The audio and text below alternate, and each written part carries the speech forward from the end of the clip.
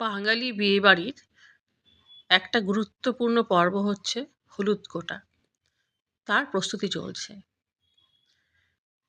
পাত্রকে মাদুরে বসিয়ে মা ধান দুর্বা দিয়ে আশীর্বাদ করছে।